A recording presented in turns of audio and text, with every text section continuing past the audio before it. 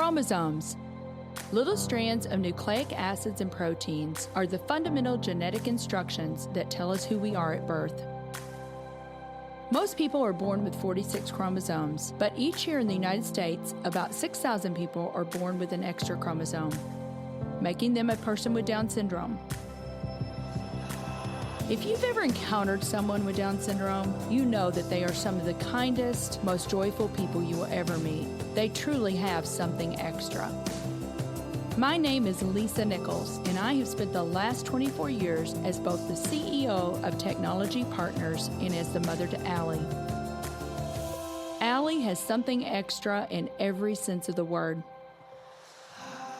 I have been blessed to be by her side as she impacts everyone she meets. Through these two important roles as CEO and mother to Allie, I have witnessed countless life lessons that have fundamentally changed the way I look at the world. While you may not have an extra chromosome, every leader has something extra that defines who you are. Join me as I explore the something extra in leaders from all walks of life and discover how that difference in each of them has made a difference in their companies, their families, their communities, and in themselves.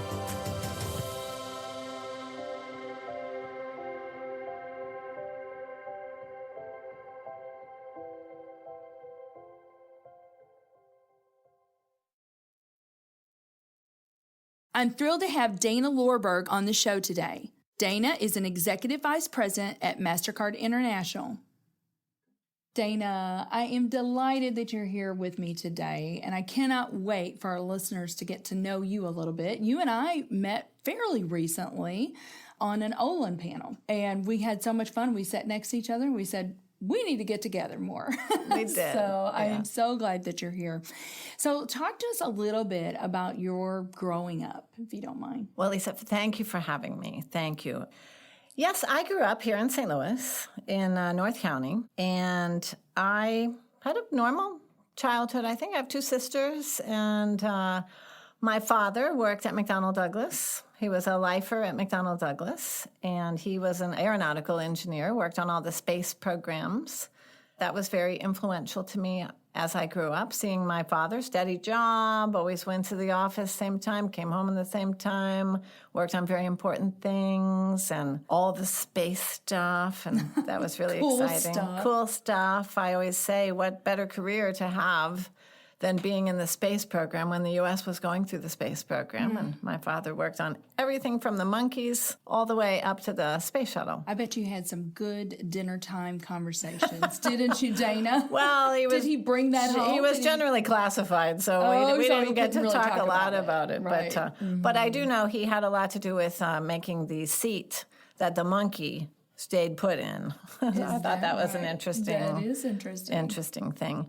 But, Lisa, as I grew up, I really developed an appreciation over the years for how influential my mother was in my life. She grew up in poverty, and over time, she, I suppose, decided that she didn't want to stay in poverty. And my mother was driven, and she went and got her education. One of the few at that time, I'm sure, and certainly in her family. And she became a nurse. She was an RN, but what was really inspiring, there were several things inspiring about my mother, but one of the things that really I was inspired by my mother was she decided being an RN wasn't enough. She was very curious. She was a learner. She was a lifelong learner, and I really think that's one thing that I say a lot to a lot of people, particularly girls that I like to speak with about STEM and staying in STEM.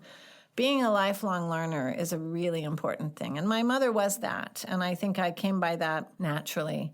And she wanted to be more. So she applied for this newfangled thing called nurse practitioning. There was thousands of people that applied for this program, to be in this program in the St. Louis area. And there was a very small number of people selected. Something like 10 people were selected, and my mother was one of them. And she went back to a lot of school to earn the degree of a nurse practitioner at the time and became one. And it was an amazing thing. And she did a lot of important and critical things as that profession was really being pioneered. Because you said she was one of the first. She was one of the first. Yeah. That is just wow. And so you're a voracious learner.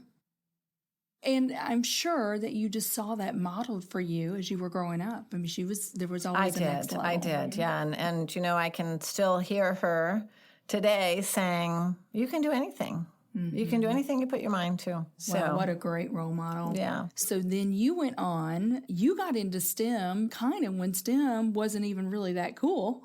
Yeah. Especially for women. Wasn't a thing. It wasn't a thing. Right. Today it is a thing. But at the time that you did that, it really wasn't a thing. So talk to us about that. I mean, I'm sure your dad had some influence on you in terms of going that route, but talk to us about that journey. Well, Lisa, I feel like I was a left-brained person to begin with by nature. So I oriented myself to math and science kinds of things anyways as I was in school growing up. But one day, I like to say they wheeled in a computer into my high school.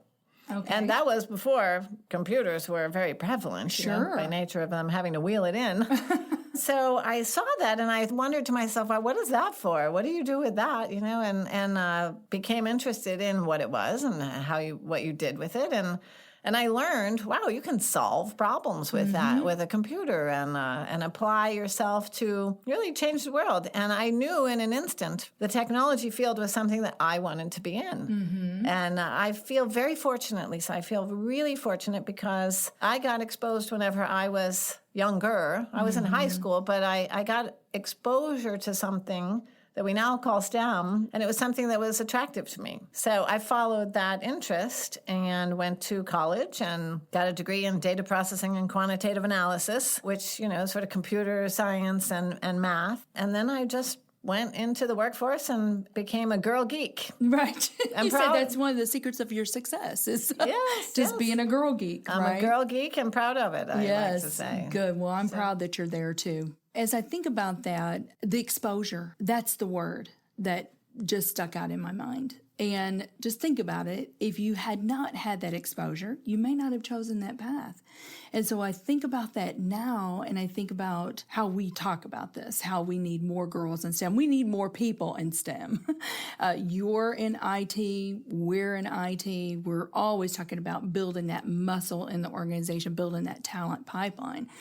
But that's why we talk about we've got to expose these kids at an earlier age, because how would they know if they don't have that exposure? So you're so right. You're so blessed that you did have that exposure, because that may not have been the path that you had chosen.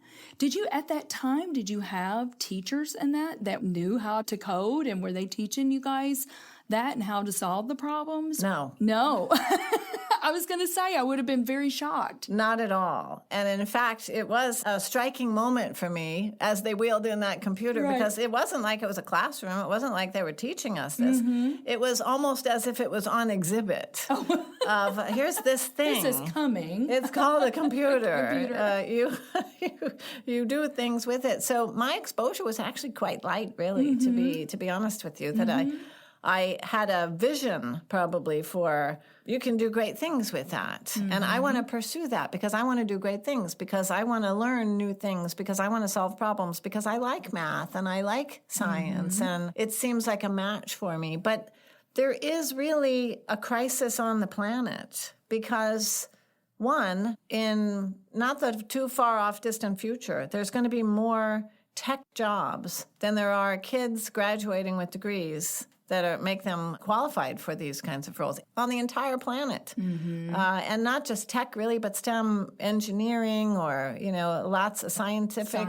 things. Right. Lots of different careers. But, at Mastercard, we're quite interested in the tech field and having more of them. And that's really, we've got a gap. Mm-hmm. We have a huge gap for kids at large for what's going to happen to us. Women, there's a severe gap. So we know 1 in 20 girls stay in STEM compared to 1 in 5. But it's still far too few of any gender, really. Right. But the girls are dropping out at about middle school age, between the age of 8 and 12, 8 and 14. Well, I want to talk about that. But before we go into that, I want you to talk about, because we didn't say that you went to Mastercard. So you went to Mastercard, and you've been there for now, you're not that old. Dana, but you've been there for 30-something years, Lisa. right? I've been there for, this is my 32nd year at Mastercard. Yes. And so talk about your journey there. It has been a fabulous career journey for you and a career ascent, hasn't it? Oh, it really has, Lisa. Mastercard was just really, from a tech perspective, just starting the tech journey at Mastercard whenever I first started. So I'm very privileged to have been able to kind of see the whole ride of Mastercard's build out heretofore on the technology front. So I came into Mastercard just as a young child, and I was an engineer. I was a programmer. So I came in as a coder, worked on many, many things that Mastercard was creating. The first and original asset that we created was what we call our switch, our network, our worldwide network that really enables commerce. You know, when you go and use your MasterCard product, whether it's credit, debit, prepaid, card, Apple Pay, phone, whatever it is, it rides those rails. Those rails have become the global network that enables commerce in that incredible speed and with that incredible flawless delivery. Well, it was just beginning whenever I joined, as were other ideas and other technology innovations and things. So I've really had a great privilege to be able to work on all those different things. And now, you know, I took quite a turn in all kinds of different jobs while I've been there. I didn't stay exclusively in the technology and programming role. I moved around to all kinds of different jobs. I was a finance person, I was the architect, I was a consultant, I was a strategy person, you know, whatever it was. And I got more and more exposure to all different kinds of things, being that learner and inquisitive kind of person that I am. But now, then I came back to the technology world, and have been there for quite some time now, and I run that network. My job is to... That's incredible. You started there, and then it's kind of a full circle. Right. That's amazing. So... Well, there's a lot packed into what you just told me. One thing that just immediately jumped out to me, did you raise your hand, Dana, for all of the different positions you've had at Mastercard? Or did somebody see something in you and call it out and say, hey, we've got this position over here? How did that happen? So that's the first thing that comes out. Well, Lisa, I'd like to tell you that I charted my career out very carefully and I plotted it all out and it unfolded exactly as I planned. But that isn't true. I never really asked for any of the roles that I had. I never raised my hand and said, I want to go do that. I was always tapped on the shoulder and said, hey, how about you come over and do this role for a while? That was interesting to me, Lisa, I have to say, because for the first 10 years, I stayed in my discipline, in my craft. I like to say I was learning my trade and perfecting my trade in my first 10 years at Mastercard, being a programmer and moving up and moving around and learning different assets. And I really am thankful for that first 10 years, I have to say, because it gave me that experience and that foundation right, to really work from. And then all of a sudden, things changed because people said, hey, how about you go to New York or, you know, make a move and go do this role? Honestly, they were all rhetorical questions because it was, you're going to go do this. And it struck me. I had to pause, and I often would tell them, now, you know, I'm a programmer, right? So you want me to go run this product area, but you know I'm a coder, right? This is my discipline. This is what I do. And I always identified myself as that. And what I soon discovered, actually, was people saw something in me. They saw an ability in me that maybe even I didn't see in myself because I kept doubting it. You know, I kept saying, well, wait a minute, that's not what I do. That's not where I came from. That's not what I learned to apply to the workforce. Right. But I rapidly decided, Lisa, if they saw that in me, I can do it. Absolutely. Sometimes you have to trust the person that's calling that out because they're not going to say that if they didn't believe that you could do it. I love that. That's what I discovered. You stepped into it. And so that is great advice for people out there in the workforce. You know, don't question. Just go do it. Because the other thing that I think about is, you know, it's not necessarily what you know today. It's that they saw that you would be able to learn. It's what you're able to learn. That's right. And so you were able to do that. We're going to take a quick break, and then we'll be back with Dana Lorberg. Let's face it, the future is mobile. There's a good chance that you are listening to this show right now on your phone. Have you explored how you can move your business mobile too?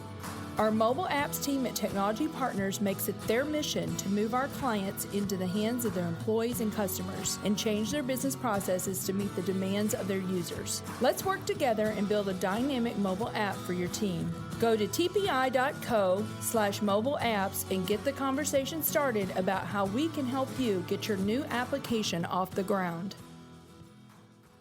Dana, so you've been there for 32 years at Mastercard. Talk to me about, in that time, what has surprised you the most? Well, as I said, I did my first 10 years mastering my trade, and then I got kind of asked rhetorically to go do something else. Mm-hmm.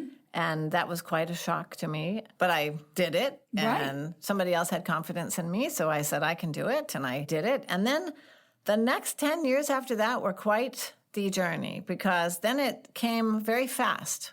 Then how about this? How about this? How about this? Go do this role, go do that role, go do the other thing.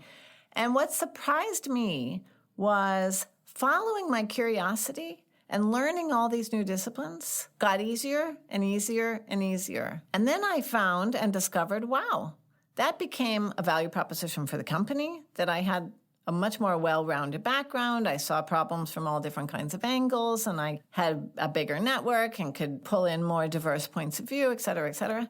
And it helped me as well in terms of my own growth and things. So now what I do is I like to bring that back to the next generation and to bring in some words of wisdom and counsel and pieces of advice to say, these are the things that make for a successful career. Do these things. So I was kind of surprised that I could be so many different flavors of people. Right. Well, that's a perfect segue into what you're doing today and what you're really passionate about. And Mastercard is behind this. And in fact, recently, for our listening audience, Dana was on the front page of the Business Journal about this very thing. And so you guys launched the Girls for Tech about 5 years ago.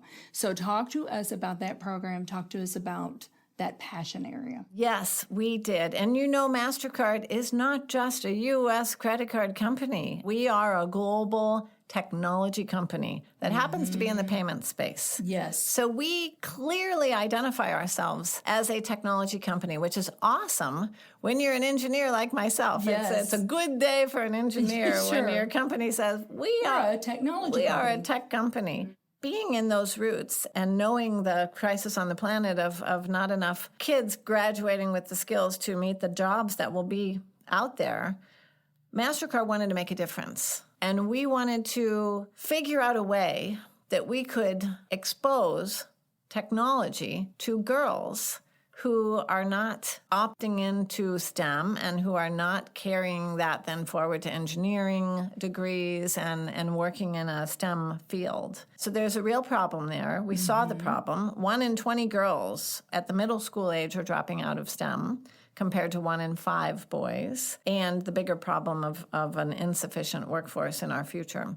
So we created this program. It's unique to Mastercard. We call it Girls for Tech. It's been in existence 5 years, as you mentioned. And we have exposed technology to girls of the middle school age, to 407,000 girls in that 5 years, which is an amazing... That's incredible. It's an amazing feat. Congratulations. Thank you. A lot of hard work went into it by a lot of Mastercard folks that are very inspiring. So we're going to carry that forward, and now we're challenging ourselves with exposing technology to 1 million girls by the year 2020. And I think you can do it. We can. I think you can do it. We can. You'll probably blow that number out of the water, Dana. Possibly. Let's hope. So talk to us about the day-to-day on that. What does that program look like? I know that you told me you recently were in Dallas because you were doing something with American Airlines there in Dallas. So talk to us a little bit more about what does it look like? Well, we created a curriculum that talks about different technology skills that are prevalent in the world today and that are very necessary. So we created a little curriculum that exposes the girls to digital technology and what that is, and mobile apps and different things in that category. Cryptography and cybersecurity, very huge, very important for our company, for our industry, for all industries to continue to protect financial data, personal data, all the things that you really need to make sure to protect. There's a lot of bad actors out there in the world, and we really need to have that cybersecurity expertise. And algorithms and just exposing these middle school age girls to the different kinds of skills that they will need in the workforce of today. So we created that curriculum. The girls come in, they don't even realize they're really learning technology curriculum. They are having fun playing games and sorting and matching and learning these different kinds of skills. So that's kind of what the curriculum looks like. We've recently enhanced the curriculum because we also have learned that we can't just expose girls once at the middle school age. They really need many more touch points and really more different kinds of exposure to the different kinds of jobs and the different kinds of things. So we upgraded our curriculum, actually, oriented to the high school age. And we added artificial intelligence, and we're doubling down on cybersecurity. So we put some more meat on those two programs for the high school level. That's wonderful. So that's kind of what Girls for Tech really looks like. And you mentioned the American Airlines opportunity that we have. So American Airlines is a very good client and customer of Mastercard's, and we did a program for them that was a 1.5 day long program called Girls for Tech Take Flight.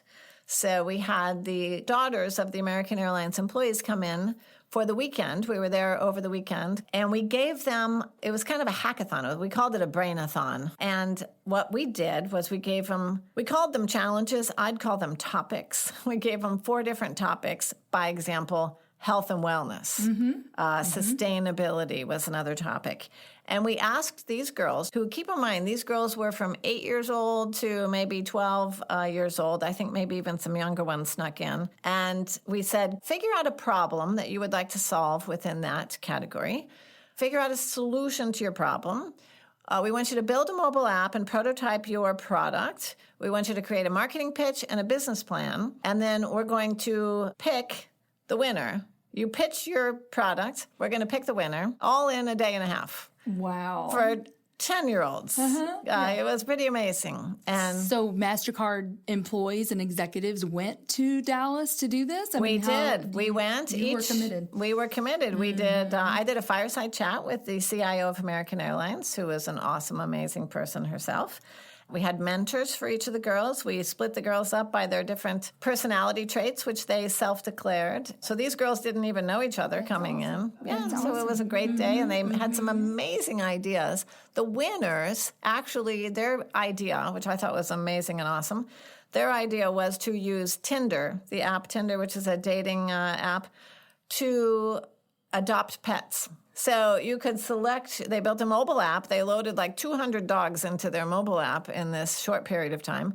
And, you could pick, I want a big dog, a little dog, hypoallergenic. They do the match for you. They do the match for you. I think you could commercialize that offering. I think you could, too. I don't think there's anything out there that I know of that's like that. That's wonderful.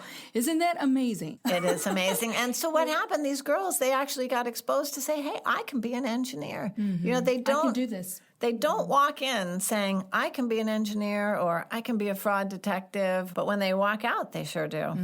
So it's great. What I love about that, I think sometimes there's a disconnect between what you're doing and the real life application. And what you guys did was you connected the dots. And much to what you had said earlier, Dana, that you're like, I want to solve problems.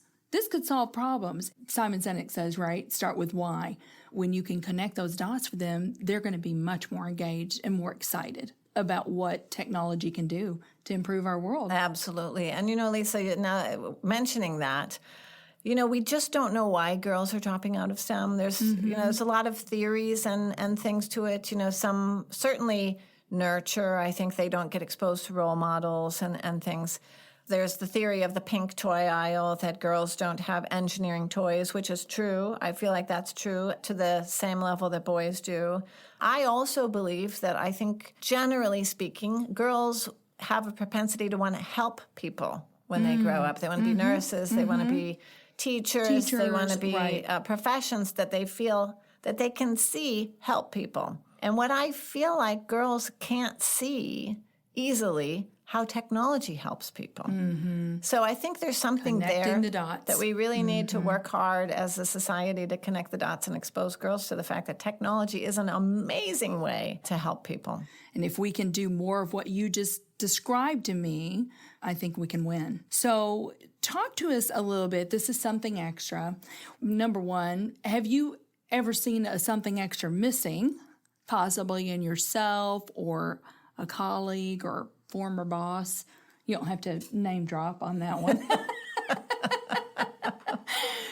Well, Lisa, I want to tell you a little bit of a story about myself at the risk of exposing myself, talk about a weakness that I've learned about myself that I hope I've turned around a little bit. Right. I recognized in myself as I was working at Mastercard and working on things to help change our world and grow our company and do things that, I like to be an idea person, and I would think through lots of different ways that our company could grow or things that we could do. But I didn't feel like I was a very good communicator. And I didn't feel like my voice was the voice that was going to be influential at the table. So what I did was I often would do all the work myself. I would do all the thinking part myself, and I would sweat over ideas and put the meat on the bone. And then I would ask another colleague of mine, a male colleague of mine, to be the voice. And I thought to myself at the time, this is the right way. This is how this idea is actually going to get accepted and endorsed, and it's going to work. And I thought I was doing right. I thought I was doing right by the company, which perhaps arguable at the time. I learned over time. I started seeing, interesting. One, that person was getting all the credit for the ideas. They were getting the credit for your idea. They were getting all the credit for the ideas. They weren't really party to the thinking process and the creation process. But probably more importantly, I learned about myself. Why am I doing that? Why am I thinking somebody else's voice is going to be so much more influential? I abandoned that tactic, and I really let my own voice be heard. And I worked on my communication style, and I got over the probably inferiority complex that I had, some sort of mental block that I had about myself.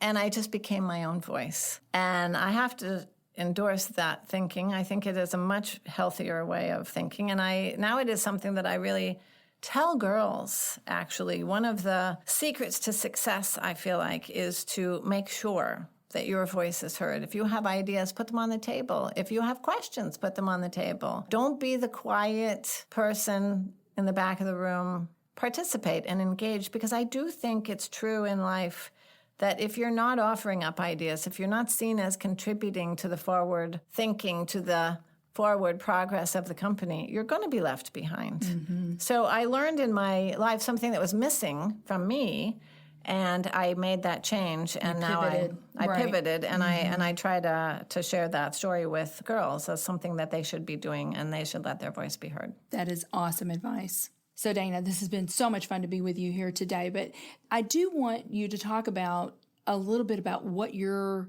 next thing is and what you're thinking, because you are an idea person, and you and I both care about women, especially young women, the next generation. So talk to us a little bit about what your idea is and what Mastercard's committed to, and then we'll go from there. Well, Lisa, I think it's clear that girls need more exposure to different technology fields and different STEM kind of careers.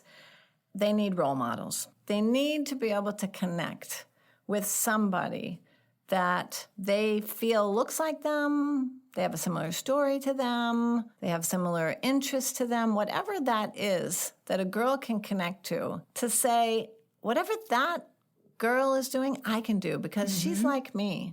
Mastercard is committed to this, and we're committed to giving girls role models and exposing them to the different kinds of opportunities in STEM. So we're just starting to brew up this new idea. I'm calling it Girls Like Me, to be able to create, foster and nurture, these girls, and give and have a big list of women are of all different flavors, that have different kinds of backgrounds, that have different kinds of stories, that have different kinds of education, that have different kinds of roles, that have different kinds of interest, in the hope that we can connect with more than 1 million girls on the planet. So that's kind of the new idea that's brewing for us, to how to scale a program to give role models to girls. I absolutely love that. And it's a big idea. But Dana, I really do believe that there are people in our listening audience. I believe that there are people out there that say, I can get behind that because I see that too. It's something that would inspire them to get involved. So I would say that what we'll do, this is still brewing, right? This is still kind of in its infancy, but you've heard Dana's heart on this and Mastercard's commitment. So if you're in our listening audience and you want to connect with Dana and just brainstorm as they are fleshing this out, we will put a connection point in our show notes so that you can go and you can connect and learn more and brainstorm together, because I do believe that this is very, very needed, but we can do it. That would be amazing. We can do it. We can. Well, thank you so much for being on the show. It's Thank just you. been a delight. My pleasure. Our show today is executive produced by Brian Muncie. Our technical producer is Daniel Williams. Something Extra with Lisa Nichols is a Technology Partners production. Copyright Technology Partners, Inc., 2019. For show notes or to reach out to Lisa, visit tpi.co/podcast. Don't forget to leave a review on Apple Podcasts, Google Play, or wherever you listen.